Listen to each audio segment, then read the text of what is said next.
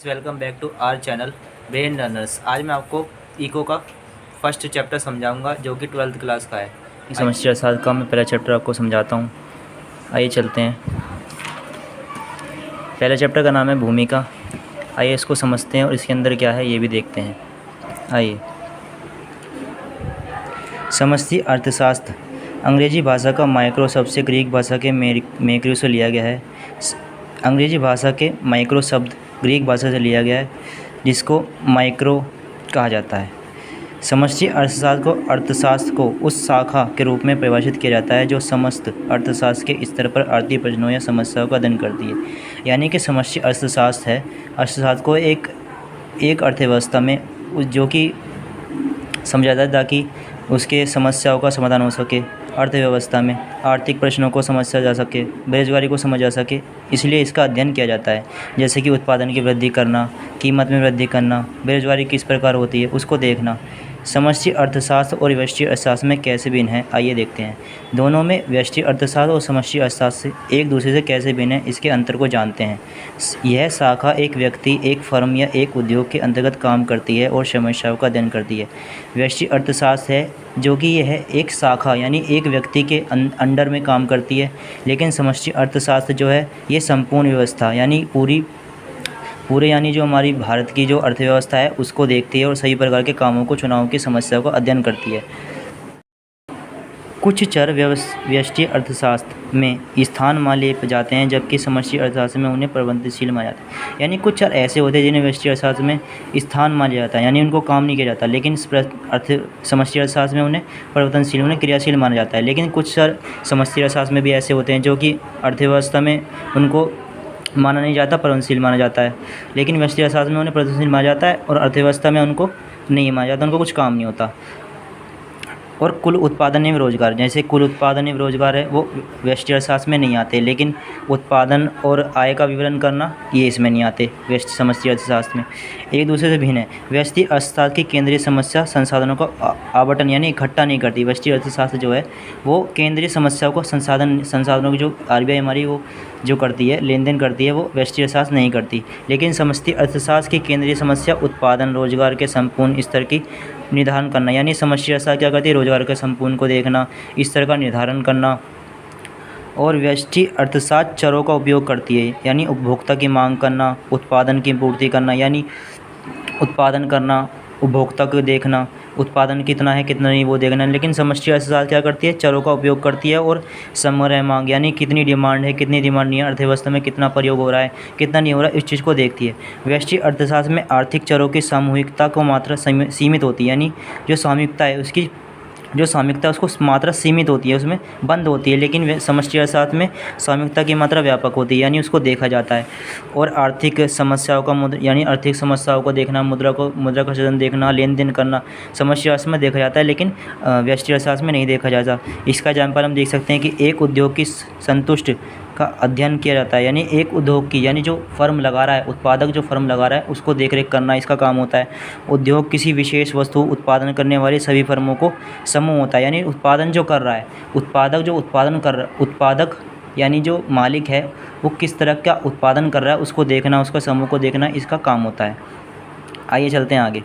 व्यष्टि समष्टि विरोधाभासी यानी एक दूसरे से भिन्न कैसे हैं, अलग कैसे हैं, इनके क्या कारण है आइए देखते हैं। जो व्यष्टि स्तर पर तथ्य तर्कपूर्ण एवं ठीक होती है वह समष्टि स्तर तक तर्कपूर्ण नहीं ठीक नहीं होती, यानी कि जो व्यष्टि अर्थशास्त्र में होता है समष्टि अर्थशास्त्र में उससे बिल्कुल अलग होता है। जैसे यदि एक व्यक्ति बचत करता है तो उसका भविष्य में वृद्धि होगी, ये व्यष्टि अर्थशास्त्र में आता है। लेकिन परंतु किसी अर्थव्यवस्था में सभी व्यक्ति बचत करेंगे तो वस्तु और सेवाओं की मांग कम हो जाएगी, ये आता है समष्टि अर्थशास्त्र में। जैसे कि एक व्यक्ति अगर बचत कर रहा है तो वो सब व्यष्टि अर्थशास्त्र में आएगा क्योंकि वो उसका फ़ायदा होगा, लेकिन अगर सभी बचत करेंगे तो हमारी जो मांग है वो गिर जाएगी और डिमांड हमारी कम हो जाएगी। और आता है परंतु किसी अर्थव्यवस्था में सभी व्यक्ति बचत नहीं कर सकते तो वस्तु और सेवा की मांग कम हो जाएगी और कामकाज भी कम हो जाएंगे और अर्थव्यवस्था में कमी आ जाएगी। आता है समष्टि अर्थशास्त्र का क्षेत्र एवं महत्व, इसका महत्व क्या है। अब आते हैं समष्टि अर्थशास्त्र का महत्व देखते हैं क्या है। इसके क्षेत्र देखते हैं। समष्टि अर्थशास्त्र के क्षेत्र से अभिप्राय है समष्टि अर्थव्यवस्था के अध्ययन के क्षेत्र से, यानी समष्टि अर्थशास्त्र का क्षेत्र यानी उसका अभिप्राय है कि समष्टि अर्थव्यवस्था में कैसे काम करती है उसको देखना। इसके कई कारण हैं। राष्ट्रीय आय तथा संबंधित समुच्चयों का आकलन करना, यानी राष्ट्रीय आय को संबंधित समुच्चयों को देखरेख करना समष्टि अर्थशास्त्र का काम होता है। यह राष्ट्रीय से आरंभ होता है, यानी राष्ट्रीयता से आरंभ होती है। और इसका काम क्या होता है, ये राष्ट्रीय आय की परिभाषा होती है और आकलन करती है, यानी राष्ट्रीय आय में जितने भी काम होंगे, लेन देन करना होता है, मुद्रा का सृजन करना होता है, ये सब काम होता है इसका। समग्र मांग देखना, समग्र पूर्ति देखना इसका काम होता है। और इसमें संबंधित काम यानी जीडीपी का मतलब होता है सकल घरेलू, जो सकल घरेलू काम होते हैं, और एनडीपी यानी नेशनल शुद्ध घरेलू उत्पाद जो होते हैं उनका अध्ययन भी करना इसी का काम होता है। अब आता है रोजगार का सिद्धांत कैसे होता है। इसमें रोजगार का बेरोजगार से संबंधित नियंत्रणों को भी देखा जाता है, अध्ययन करा जाता है। यानी इसमें अर्थव्यवस्था में जो हमारे रोजगार हो रहा है, कितना हो रहा है, कितना कम हो रहा है, इसमें केन जो है, केन का सिद्धांत यह कहता है रोजगार के सिद्धांत में कि समष्टि अर्थशास्त्र है ये बताती है हमें कि बेरोजगार के कारण क्या है, उसकी सीमाएँ क्या है। यानी वो हमें कारण जो है कि समष्टि अर्थशास्त्र के जो व्यापार के किस कारण बेरोजगार कम हो रही है या बढ़ रहा है उसके कारण को बताती है और उसका समाधान भी बताती है। आता है मुद्रा का सृजन कैसे होता है। बैंकों द्वारा मुद्रा का व्यापारियों का लेन देन शाखा सृजन कहलाता है। यानी मुद्रा का सिद्धांत यह कहलाता है समष्टि अर्थशास्त्र में कि मुद्रा का सृजन करना, लेन देन करना कैसे होता है, समष्टि अर्थशास्त्र का एक महत्वपूर्ण उदाहरण है। यानी समष्टि अर्थशास्त्र में जो भी मुद्रा का सृजन होता है यानी लेन देन होता है, अर्थव्यवस्था में बाज़ारों में लेन देन होता है, तो ये सब इसी में आता है और समष्टि अर्थशास्त्र का एक महत्व अंग होता है, घटक होता है। इसे संबंधित देश में केंद्रीय बैंक यानी भारतीय समष्टि अर्थशास्त्र का केंद्रीय बैंक समष्टि अर्थशास्त्र जो है उसका जो हमारे मुद्रा का सृजन कौन करता है, आरबीआई करता है। और इसकी देखरेख कौन करता है, समष्टि अर्थशास्त्र में ही आता है ये सब, जो अर्थव्यवस्था के मुद्रा की पूर्ति को नियंत्रण करती है। यानी समष्टि अर्थशास्त्र मुद्रा की पूर्ति को नियंत्रण करती है, देखरेख करती है। अब आता है सामान्य कीमत स्तर का सिद्धांत। यानी सामान्य यानी समान रहना चाहिए, स्थिर दर या फिर आवस्थित दर। क्या होता है स्थिर दर का मतलब इक्वल रहना, या फिर आवस्थित यानी इक्वल होगा या फिर नहीं इक्वल होगा। इसमें भी इसका बहुत बड़ा भाग होता है। यह भी एक महत्वपूर्ण घटक है। यह समानता कीमत की दिशा को व्यक्त करती है, यानी कीमत की दिशा को व्यक्त करती है और जिसके कारण अर्थव्यवस्था में स्थिर दर या अस्थायी दर होते हैं। यानी डिमांड में कमी हो रही है या मांग में पूर्ति हो रही है, उत्पादक कितना हो रहा है, उत्पादन कितना कर रहा है और कितना करने की ज़रूरत है उसको, स्टॉक कितना है, स्टॉक नहीं है, उसकी देखरेख भी इसी में आती है। सरकार की भूमिका क्या होती है इसमें। अब आता है समष्टि अर्थशास्त्र अध्ययन करता है। यानी समष्टि अर्थशास्त्र यह भी अध्ययन करता है कि सरकार की जो बजट है, सरकार के बजट के हिसाब से देखता है आर्थिक क्रिया को कैसे प्रभावित करता है, यानी जो हमें स्कीम देती है उसको भी देखरेख यही करता है। आइए आगे चलते हैं।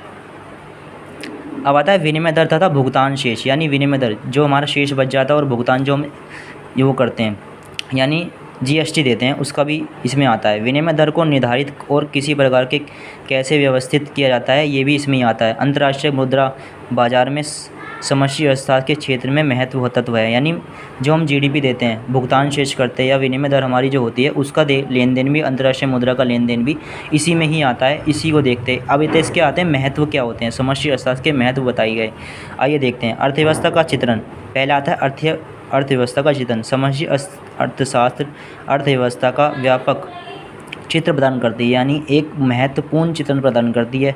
राष्ट्रीय आय का आकलन अर्थव्यवस्था में आर्थिक क्रिया की प्रकृति तथा स्तर को व्यक्त करता है। यानी इसमें राष्ट्रीय आय को भी मापा जाता है। समष्टि अर्थशास्त्र में राष्ट्रीय आय का मतलब है कि जो भी हमारे देश में जितनी भी आय है, सभी लोगों की आय को मापना राष्ट्रीय आय कहलाता है। सभी लोगों की आय को मापना। बेरोजगार का अध्ययन इस समस्या का आकार तथा इससे समाधान भी आता है। बेरोजगारी किस कारण हो रहा है, क्या समाधान है इसके, ये भी इसमें समस्या में पता चल जाता है।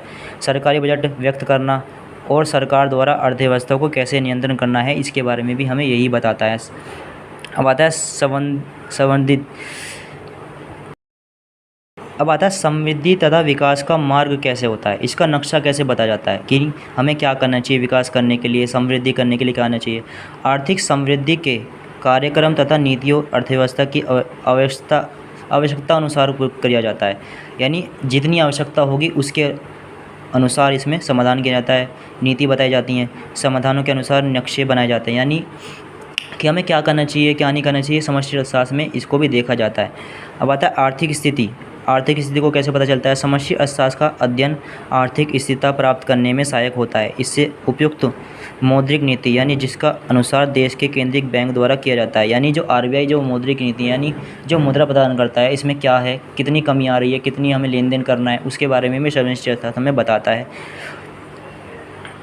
नीति बजट बताता है। सरकार द्वारा अनुसरण इनके द्वारा प्राप्त होता है, यानी सरकार को हमें इसमें देते हैं। समष्टि अर्थशास्त्र के द्वारा सरकार की नीति को बताया जाता है, फिर इसमें बनाया जाता है। अब आता है भुगतान शेष, बीओपी स्थिति यानी बैलेंस ऑफ पेमेंट। बैलेंस कैसे किया जाता है? पेमेंट का, मुद्रा का बैलेंस कैसे किया जाता है? एक देश के भुगतान शेष की स्थिति शेष विषय की तुलना में कमियों के व्यक्त करती है। यानी भुगतान शेष का मतलब है एक देश की भुगतान यानी जो हम देते हैं इस टैक्स के रूप में, इसका शेष विशेष तुलना कैसे की जाती है, आइए देखते हैं। कर्मियों के व्यक्त करती है। व्यापार शेष हमारी नीतियाँ करने की क्षमता तथा आयात करने की कमी बाध्य को प्रकट करता है, यानी जो हम लेन देन नहीं करते हैं, जीएसटी देते नहीं हैं, कितनी दे रहे हैं, कितनी दे रहे हैं, तो ये बाध्य यानी किस कारण से रुकावट आ रही है, क्या देखना है, क्या करना चाहिए, ये प्रकट करता है। अब आता है निर्धनता तथा पर्यावरणीय प्रदूषण की समस्या, यानी जो हम उत्पादक जो है उत्पादन करता है उससे कोई नुकसान तो नहीं हो रहा, इसको भी देख रेख इसी के कारण होता है। इन्हीं सभी पर अंतुष्टि प्रदान करता है समष्टि मॉडल का उपयोग करके इन्हीं समस्याओं का समाधान किया जाता है। यानी पर्यावरण को दूषित तो नहीं हो रहा, परिवहन दूषित तो नहीं हो रहा, इसको भी देख रेख समष्टि अर्थशास्त्र में दिखा जाता है और उसके कारणों को बता के इसका समाधान किया जाता है। अब आता है नीति निर्धारण। नीति निर्धारण का मतलब नीति बनाई जाती है।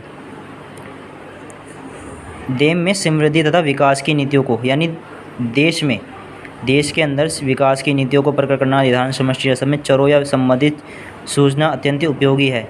चर है यानी समग्र मांग, समग्र पूर्ति। अर्थशास्त्र यानी समग्र मांग वो होती है कितनी डिमांड है, और समग्र पूर्ति यानी कितनी पूर्ति की जा सकती है।